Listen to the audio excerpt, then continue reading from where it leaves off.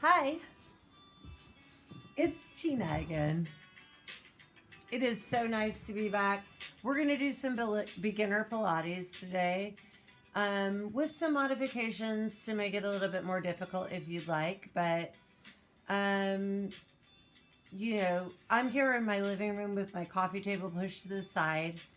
Just make some space wherever you've got it. Like, we don't need any equipment for this. Like, we have no reason.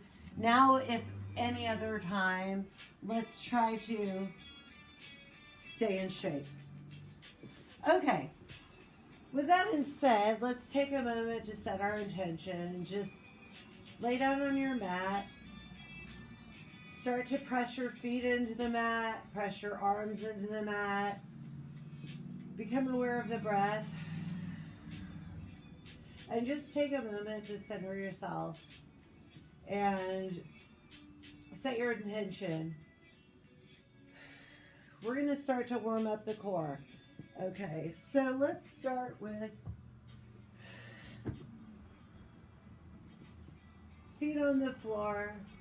We're going to take the arms up overhead, touch them back behind you onto the mat. And as you bring them forward, start to connect the ribs and the upper body as you lower the arms down to the mat, touch them, curl up the head, neck, and shoulder, and then slowly back down and arms come all the way back. You're going to feel your ribs pop as you bring your arms back. But as you bring them forward, when you get to about 90, you should be able to connect those ribs, knit them together. Curl up the head, neck, and shoulders. All of the tension is in my abdominals. And lower it back down. Inhale. Exhale. Curl it up. And lower back down last time. Curl up the head, neck, and shoulders. Leave the arms down long along the mat. We're going to warm up the lower abdominals. We're going to start to curl the tail up.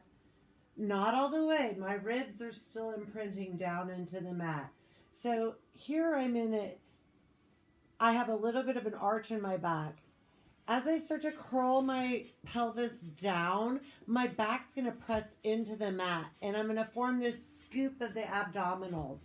This is where I want to be for most of my exercises, not like this. So we want to practice that scoop. The ribs are pressing down. The pelvis is scooped up. This is how I'm going to protect my lower back. So let's just practice that scoop. The ribs press down.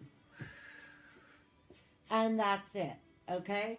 Once you've got that feeling in your mind, you know how to protect the lower back is by keeping this scoop. My lower back is pressing down into the mat. My navel is sucked down. So from here, I'm going to bring my legs up into tabletop. And we're going to start with 100. So just keep your legs in tabletop if you've never done this before. If not, curl up the head, neck, and shoulders and start to pump your arms. Pumping from the back, and you're inhaling. And exhale for 5. Inhale for 5. And exhale for 5. Just keep pumping. If you'd like to shoot your legs out to the 45, if you can keep that navel sucking down into the spine, feel free to extend those legs. But whatever you do, just don't stop moving. Keep pumping. If this starts to get too much for your neck, if you're a beginner, lower your head down. But know that probably from here I need to bring my legs up into tabletop so that I can protect my lower back at all times. If I can, keep curling it up. And then bring it down. Whatever you need to do to just be able to get through it because we're pumping for 100. We're at about 80. We're at 89.5. Last 10.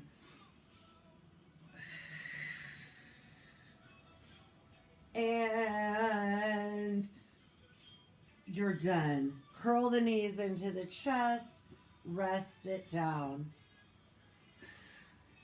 Now the roll up is hard for a lot of people. So what I'm going to tell you, if you can do the roll up, that's wonderful. Take your legs out long, float your arms up to the ceiling, curl up the head, neck, and shoulders using only your abdominals. Your belly is going to go back as you reach forward and stretch it forward. A lot of people have trouble with that. They're not strong enough at first. And that's fine. We have to work up to it. So if that's hard for you, if you can do that, keep doing that. Do it about 5 times. If that's hard for you, you can hold behind the thighs as a way to modify and curl it up, and you can get a little bit of help from your arms if you need it. If you can't do that and you find that you're yanking, start from an up position, curl it back as far as you think you can, and then try to scoop your abs to bring it back up. And just go back as far as you feel you can to where you need your hands, and then scoop it back up. So we can do this multiple ways. Do whatever works for you. If you can do the full roll up, do the full roll up by all means. Scoop it over. Beautiful. And roll it back down.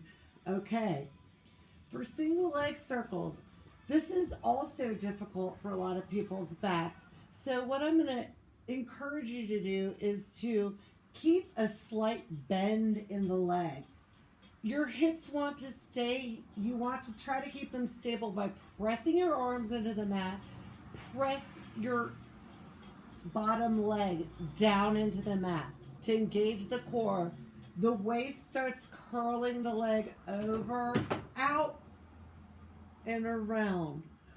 Over, out, and around. Across the body first. The waist rotates the leg. If you can take it straight, great. If not, keep it right here and rotate the leg.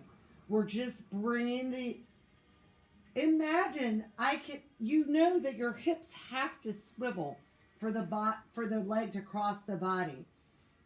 And then reverse that circle. Open around and up. Open around and up. As you get stronger, you can start to take some bend out of the leg. I'm afraid because I have candles up there. Take bend out of the leg, and then we'll switch. So we're going to have a slight bend. Jesus, there's not enough room. I'm going to have a slight bend, and I'm going to cross the body first, out and around. Cross, out and around. Once you've done 5, go ahead and reverse the circle. My abdominals are still pulling in and up, in and up. My belly button is constantly pulling back to my spine to support the lower back. Once you've done 5 each way, you're done. And we're going to roll up. So if you can roll up, if not, take your legs into a bent position. Use your hands to help a little bit. Curl up the head, neck, and shoulders.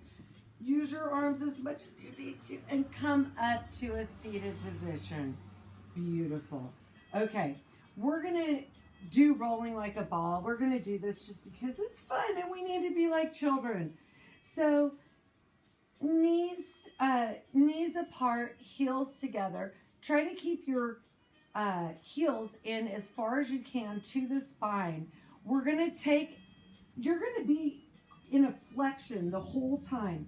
So I'm looking down between my legs. My belly's going to push me back, and I'm going to come back up to my balance. So let's just roll a few times just because it's fun. Don't go too far back onto your neck, only as back as far as your shoulders.